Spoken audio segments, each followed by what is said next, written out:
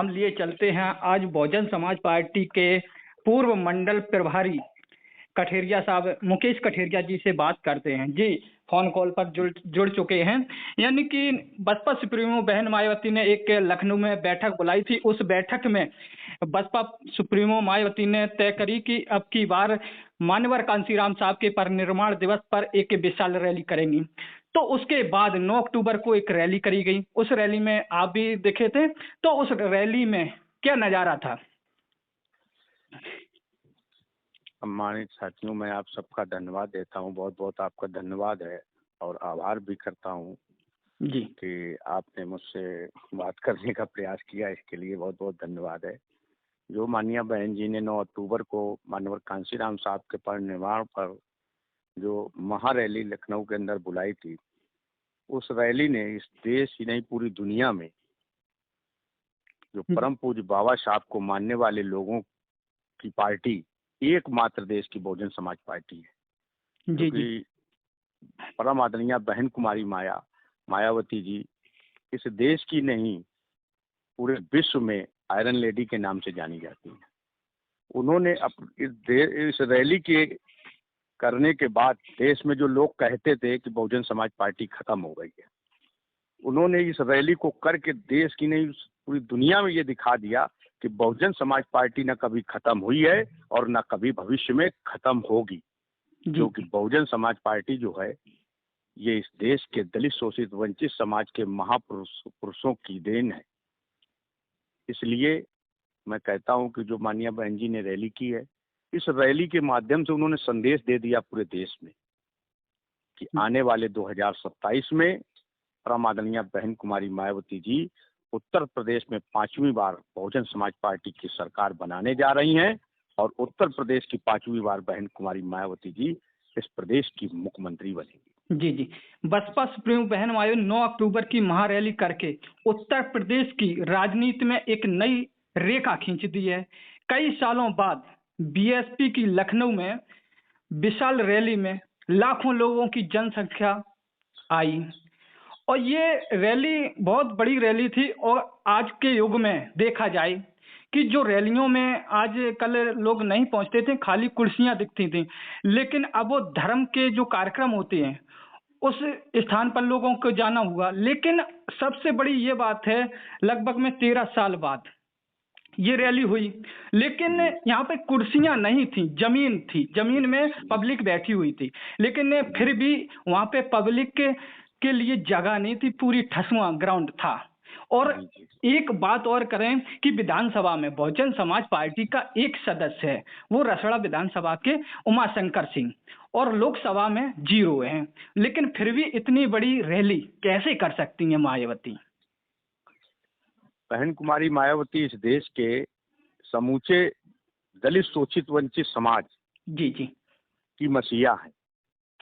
परम आदरणीय बहन कुमारी मायावती जी के एक आह्वान पर, ये तो बहुत छोटा ग्राउंड था भैया जी जो ये भरा गया है। हाँ। इसमें ना तो किसी को कोई बस दी गई थी, ना किसी को कुछ कहा गया था। माननीय बहन जी ने केवल एक बार ये आह्वान किया था कि माननीय कांशीराम साहब के परिनिर्वाण दिवस पर हम लोग श्रद्धांजलि अर्पित करेंगे भैया।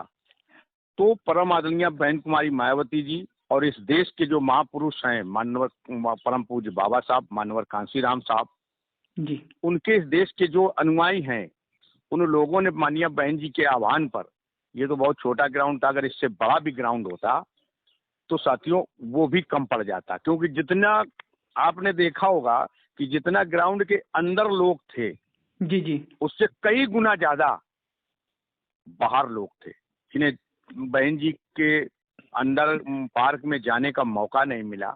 हम खुद 1.5 किलोमीटर दूर पहले खड़े रहे, हमको अंदर जाने का मौका तब मिला जब रैली खत्म हो गई। अच्छा। तो माननीय बहन जी इस देश के दलित शोषित वंचित समाज की मार्क्स लीडर है।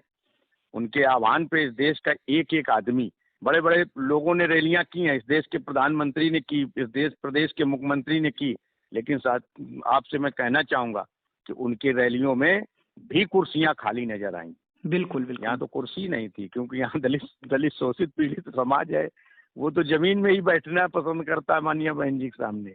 जी बिल्कुल। तो इसलिए मैं यही कहूंगा कि माननीय बहन जी इस देश की इकलौती मात्र एक लीडर हैं जो दलित शोषित वंचित समाज की आवाज को बड़ा खूबी ताकत के साथ रखने का काम करती। आज भी लोग उनको अपना मसीहा मानते हैं। जी।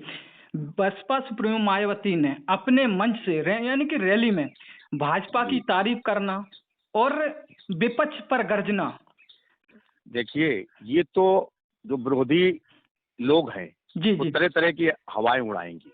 जी परम आदरणीय बहन कुमारी मायावती इस देश की बहुजन समाज पार्टी केवल एक अनुशासन के नाम से जाने जाने वाली पार्टी है। जी जी परम आदरणीय बहन कुमारी मायावती जी ने उनकी तारीफ नहीं की है, ये लोगों को लग रहा कि तारीफ की है। जी माननीय बहन जी ने जब ये पार्क बनाए थे तो उन्होंने कहा था कि जो इसके पार्कों के मद का जो पैसा आएगा उस पैसे से इस पार्कों का रख रखाव किया जाएगा।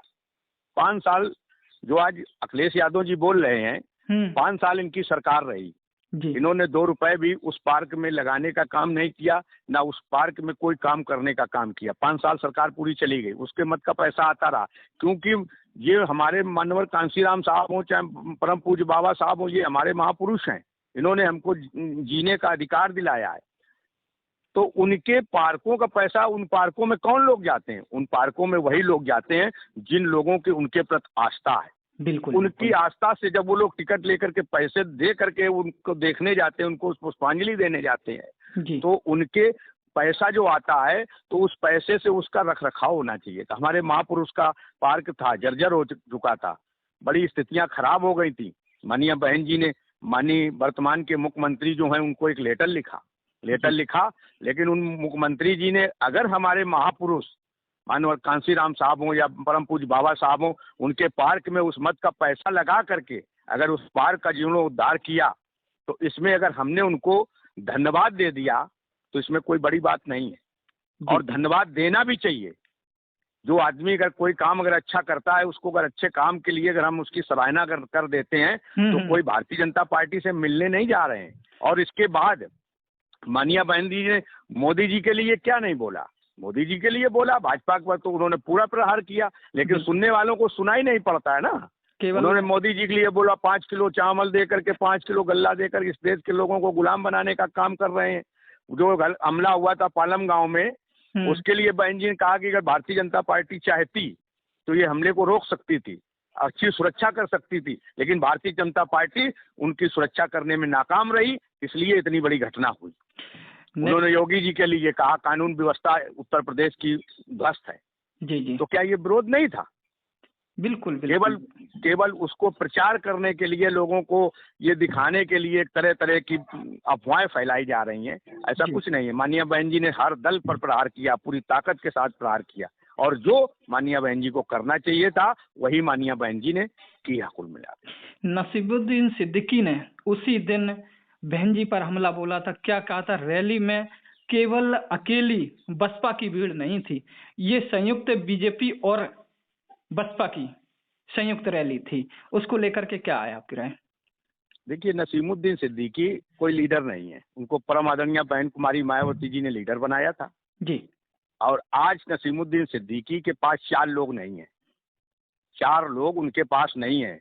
जब बहुजन समाज पार्टी में होते थे तो 20 गाड़ियों का काफिला उनके पीछे चलता था। मैंने देखा है, एक गाड़ी में, अभी 2 साल पहले की बात है, एक गाड़ी से जा रहे थे, एक होटल पे खड़े होकर समोसा खा रहे थे। उस लीडर को देख करके हमको ये अंदर से लगा कि बहन जी ने कैसे कैसे लोगों को जमीन में जो पड़े थे उनको उठा के आसमान पे बिठा दिया।